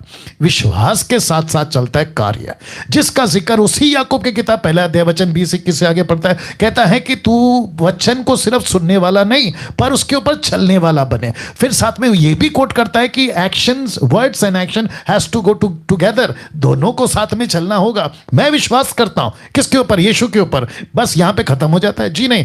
मेरा जीवन का क्या? मेरा जीवन का क्या? मेरी बातों का क्या? मेरे आचरण का क्या? भाई साहब ने बात करते करते और एक बात करी कि पंजाब में कुछ ऐसी कलीसियाएं हैं या लोग हैं, क्योंकि भाई पंजाब से हैं, कहते हैं कि वो बड़ा अच्छा प्रचार करते हैं, उनके प्रचार को सुनकर भीड़ की भीड़ आती है। फिर अगर ऐसा है कि प्रचार के बेस पे भीड़ इकट्ठा करना है, तो मैं समझता हूं कि मोदी साहब जो देश के प्रधानमंत्री है वो तो बड़ा अच्छा प्रचार करते हैं, रामदेव बाबा और भी तगड़ा अच्छा प्रचार करते हैं, सोशल मीडिया पे जो बिजनेस करते हैं ना सेकुलर पे, वो तो इन सबके बाप हैं, बेहतर प्रचार करते हैं। तो क्या प्रचार के बेस पे कोई अच्छा प्रचार करता है इसलिए उसको घोषित कर दे कि ये नंबर 1 प्रीचर है? जी नहीं। प्रचार के साथ साथ उसकी डॉक्ट्रिन चेक करो, उसकी टीचिंग चेक करो, उसका वचन के साथ में मेल खाता है वो चेक करो। ऐसे बोलने के लिए तो सोशल मीडिया पे कई लोग घंटों बात कर सकते हैं, मैं तक भी घंटों बात कर सकता हूं अगर आप मुझे मौका देते। लेकिन क्या फायदा उस प्रचार का, क्या फायदा उस विश्वास का जो यीशु को ठेस पहुंचा रही है, ये यीशु को ठोकर पहुंचा रही है और बाइबल के विरोध में। चमत्कार आपके हाथ से हो रहा है, अच्छी बात है, लेकिन वो चमत्कार बाइबल पे लाइन अप होना चाहिए, बाइबल के वचन के अकॉर्डिंग होना चाहिए। आप पीछे गिरा रहे हो, नीचे गिरा रहे हो, आप फूक मार रहे हो, धक्का मार रहे हो, अन्य भाषा में बातें कर रहे हो और कह रहे हो कि ये परमेश्वर की भाषा है जो कि बाइबल के अंदर मैच नहीं करती, और आप ऊपर से बड़े बड़े चमत्कार कर रहे हैं। भाई साहब अगर आप लाइन पे हैं तो और एक बात सुनिए, इसी के साथ कनेक्ट भी कर रहा हूं, बहुत ध्यान से सुनिएगा, जितने 1600 लोग देख रहे हैं। चमत्कार के नाम पे, मेरा शब्द कठोर है लेकिन सुन लो, चमत्कार के नाम पे उल्लू मत बनिए। मैं रिपीट करता हूं कि चमत्कार के नाम पे उल्लू मत बनिए। आप मस्जिद चले जाओ, वहां का मौलाना दुष्ट आत्मा निकालता हुआ मिल जाएगा। आप किसी क्या कहते हैं कुंडलिश जो हिंदू लोग चलाते हैं उनके पंडित के पास चले जाओ, वहां भी आपको दुष्ट आत्मा निकालते वाले लोग मिल जाएंगे। वहां पे चर्चों, माफ करें, मंदिरों में, मस्जिदों में चमत्कार होते हैं। किडनी के पत्थर किडनी में से पत्थर निकल रहे हैं, उनके हाथ ठीक हो रहे हैं, जॉइंट पेन ठीक हो रहे हैं, उनका कैंसर ठीक हो रहा है, ये तो सब कर रहे हैं। तो क्या चमत्कार के बेस पे हम ये घोषित करें कि देखो क्योंकि ये पास्टर चमत्कार कर रहा है इसलिए ये सच्चा है? जी नहीं। उसके चमत्कार पे नहीं, उनके प्रचार पे नहीं, वो वचन पे कितना चल रहा है इस पे तय होता है। जी भाई साहब, उम्मीद करता हूं आपको जवाब मिल गया। बिल्कुल sir, thank you sir, God bless you. आखिरी कॉल होगा शायद। जी प्रश्न पूछिए। जी प्रश्न पूछिए। हाँ बोलिए। अच्छा, प्रकाशित वाक्य का सर प्रश्न है सर, 14 अध्याय में जो लिखा गया 1,44,000 सर, जी, जो बादलों पर प्रभु यीशु मसीह के साथ आने वाले हैं। क्या क्या क्या क्या वापस बोलिए। जो प्रभु के साथ आने वाले हैं सर बादलों पर 1,44,000। एक सेकंड, आपका माइक को पहले ठीक कर लो क्योंकि बहुत डिस्टर्बेंस आ रहा है। अच्छा, प्रकाशित वाक्य पुस्तक पर लिखा गया है सर, हाँ, 1,44,000 हाँ जन के विषय में, हाँ जी, जी, वे लोग पवित्र लोग हैं। एक कौन से मनुष्य है सर? जी, और आगे नेक्स्ट। जी, प्रकाशित वाक्य 7 अध्याय पर लिखा गया है कि बादलों पर प्रभु यीशु मसीह के साथ 1,44,000 जन आने वाले हैं। एक सेकंड, आपको किसने कहा कि प्रकाशित वाक्य 7वें अध्याय में 1,44,000 यीशु के साथ आ रहे? ऐसा लिखा हुआ मिला है आपको उसमें? जी वहां तो लिखा है। आप पढ़ के सुनाइए, आप मुझे वचन बताइए। रेफरेंस याद नहीं आ रहा है, लेकिन प्रकाशित वाक्य उसका 14 अध्याय में लिखा गया सर कि वे लोग प्रभु यीशु मसीह के साथ हैं। पवित्र लोग कौन है सर? अरे भैया, आपका प्रश्न ठीक करो। पवित्र लोग कौन है ये पूछ रहे हो, या 1,44,000 यीशु के साथ आ रहे वो पूछ रहे? दोनों में से क्या है आपका? जी यही है सर, प्रभु के साथ कौन आने वाले हैं। आपको किसने कहा कि प्रभु के साथ कोई आने वाला है? सर एक मैसेज देख रहा था सर, उसमें प्रचारक का नाम याद नहीं आ रहा है। नहीं सर, नाम मत बताइए, मैं आपको बता रहा हूं ना, आप भी तो बाइबल पढ़ते हैं ना। प्रकाशित वाक्य 7वां अध्याय, प्रकाशित वाक्य 14 अध्याय, ये दोनों जगह पे 1,44,000 ये एक ही ग्रुप है सर। और ये वो लोग, ये तो कौन है सर? मैं वही तो जवाब दे रहा हूं ना सर, थोड़ा शांत हो जाइए, सुन लीजिए मुझे। ये एक ही ग्रुप है और इसको कहते हैं इजरायली लोग, जो रैप्चर के बाद चुने जाएंगे, जिसकी टीचिंग मैं दे चुका हूं। रैप्चर की टीचिंग में आप यूट्यूब पे उसको चेक कर लीजिएगा। और ये रैप्चर के बाद के लोग हैं। यीशु के साथ जो आएगी ना, वो 1,44,000 नहीं है सर। वो प्रचारक जो प्रचार कर रहा है बड़ी भूल में, और आप भी अगर हैं तो बड़ी भूल में। यीशु के साथ यीशु की कलीसिया आएगी, नॉट 1,44,000। यीशु की कलीसिया आएगी सर, आप और मैं आएंगे सर। जी जी, या तो 1,44,000 को भूल जाइए। जी जा रहे सर। जी जी, सामुएल की पुस्तक पर सर परमेश्वर दुष्ट आत्मा का उनके ऊपर भेजता है, इस प्रकार लिखा गया। क्या वो सच है? आप मुझे कल कॉल करिए। ये टॉपिक आपका दूसरा है, ये प्रश्न आपका दूसरा है। जी जी, थैंक यू ना। जी बहुत बहुत शुक्रिया ना। मैं चाहता हूं कि एक अच्छे प्रश्न के साथ आज का एपिसोड नंबर 4 में खत्म करूं, इसलिए एक और कॉल ले रहा हूं। जी अपना प्रश्न पूछिए। हेलो जी, हेलो जी अपना प्रश्न पूछिए। कट करो, नेक्स्ट कॉल। जी अपना प्रश्न पूछिए। Praise the Lord brother. जी पास्टर जी। जी जी मेरा क्वेश्चन ये था, क्या जो 1 शमूएल 28 में, जी आपको मेरी आवाज सुनाई दे रही है पास्टर जी? जी आ रही है। आप मुझे ब्रदर बोल सकती हैं, कोई बात नहीं। क्या भूत जो स्त्री है उसमें, जी क्या भूत सिद्ध स्त्री परमेश्वर के संदेष्टा को बुला सकती है? उनके पास इतना राइट मतलब होता है क्या उनको बुलाने का? जी आप ये प्रोग्राम शुरू से देख रही हैं सिस्टर? यस, मैं कब से 1 घंटे से ट्राई कर रही हूँ। तो मैं 1 घंटे से ये टॉपिक पे बात कर चुका हूँ ना सिस्टर। ये टॉपिक किसी ने उठाया था और उनको मैंने कहा था कि सैमुएल को बुलाने से पहले सैमुएल आ चुका है। आप पढ़ लीजिए ना, वहां पे आपने कौन सा वचन कोट किया, मैं पढ़ देता हूं आपके लिए। लाओ जल्दी लाओ, कौन सा पहला सैमुएल? हाँ 1 शमूएल 28 में। हाँ 13। जी आपके लिए पढ़ देता हूँ। जितने दर्शक है मैं आपके लिए पढ़ रहा हूँ, और इसी को मैं आखिरी क्वेश्चन और आंसर देकर खत्म करने वाला हूँ। सिस्टर लाइन पे बने रहे। यस जी 28 का 13 1 शमूएल चैप्टर 28 वर्स 13 ना। कहां पर है? हाँ, राजा ने उससे कहा मत डर, तुझे क्या देख पड़ता है। हाँ ये देखिए, एक काम करते 12 से पढ़ते। जब स्त्री ने सैमुएल को देखा, तो लिखा है कि ऐसा नहीं है ना सिस्टर? चलिए आपके लिए 11 से भी पढ़ देते। तब स्त्री ने पूछा मैं तेरे लिए किसको बुलाऊं? तो उसने कहा सैमुएल को मेरे लिए बुला। अभी वचन 12 को ध्यान से सुनिए। ऐसा नहीं लिखा है कि औरत ने कहा ठीक है मैं उसको बुला रही हूं, जबकि लिखता है कि जब स्त्री ने सैमुएल को देखा। ऐसा नहीं लिखा ना कि उसको बुलाया। तो आपको किसने कहा कि उसने उसको बुलाया? सिस्टर आपसे पूछ रहा हूं। एक्चुअली उसमें लिखा है ना, क्योंकि मुझे एक देवता पृथ्वी में से चढ़ता हुआ दिखाई पड़ता है। क्या 13 में, वर्स 13 में। हाँ। राजा ने उससे कहा मत डर। उसके बाद का जो है, मुझे एक देवता पृथ्वी में से चढ़ता हुआ दिखाई पड़ता है। तो वो तो देवता बोलेगी ना, क्योंकि सैमुएल को नहीं जानती ना, वो तो अविश्वासी है। तो वापस कह रहा हूं कि वो सब देख रही है। उसने नहीं कहा, एक भी लाइन में नहीं लिखा है कि उसने खुद बुलाया। आपका प्रश्न पहला ये था कि क्या कोई भूत सिद्धि करने वाली या भावी कहलाने वाली क्या परमेश्वर के लोगों को बुला सकती है? तो मैं वापस कह रहा हूं नहीं कर सकते वो लोग। हे परमेश्वर, जब तक इजाजत नहीं देता पृथ्वी पर कोई भी प्रभु का दास नहीं आ सकता। जैसे यीशु के लूका के 9:35 में यीशु के साथ में मूसा और एलिया दिखाई दे, जब तक प्रभु नहीं भेजेगा कोई नहीं बुला सकता। पास्टर जी 28 में 15 लिखा है, शमूएल ने शाऊल से पूछा, तूने मुझे ऊपर बुलवा कर क्यों सताया? ओके, तो इसका मतलब है कि जब से मैं बात कर रहा हूं आप नहीं सुन रही हैं, आप ये चेक कर रही हैं कि कहां पर क्या लिखा है।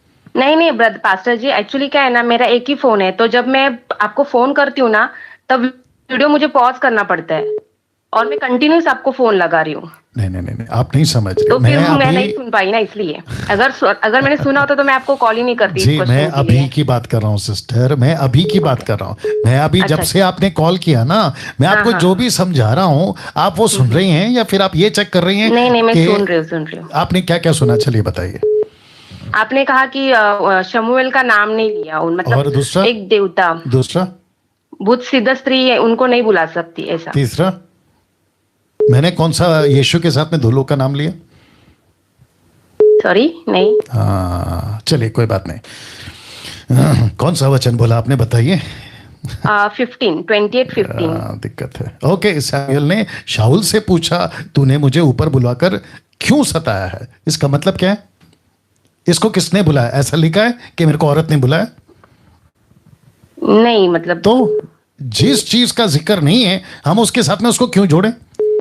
ये भी तो हो सकता है ना कि सैमुएल वहां पहुंचा और सैमुएल के वजह से परमेश्वर ने, माफ करें, शाऊल वहां पहुंचा और शाऊल के वजह से परमेश्वर बोल रहा है सैमुएल जाके उसको अक्ल दे। ये भी तो हो सकता है ना सिस्टर? आप उसको क्यों क्रेडिट दे रही हैं? किसको? वो औरत को? देखो, मैं किसी को क्रेडिट नहीं दे रही हूँ, मतलब मुझे वो एक था सवाल, मैंने मेरे पास्टर से भी पूछा था मेरे मिनिस्ट्री में। तो उन्होंने इतना मुझे खास जवाब नहीं दिया, तो मुझे लगा कि शायद आपसे मुझे मिलेगा। और जी इसलिए थोड़ा डाउट था, वो क्लियर हो गया। No problem. आपने कॉल किया, कोई गलत नहीं है। मैं भी आपको बात कर वही कह रहा हूं कि टोटल कॉन्टेक्स्ट में कहीं पे भी औरत ने सैमुएल को आवाज देकर तुम ऊपर आओ, तुम नीचे आओ, ऐसा एक भी लाइन सिस्टर आपको नहीं मिलेगा। ये डंके की चोट पे बोल रहा हूं। ओके, या God bless you sister. Thank you. या वेलकम।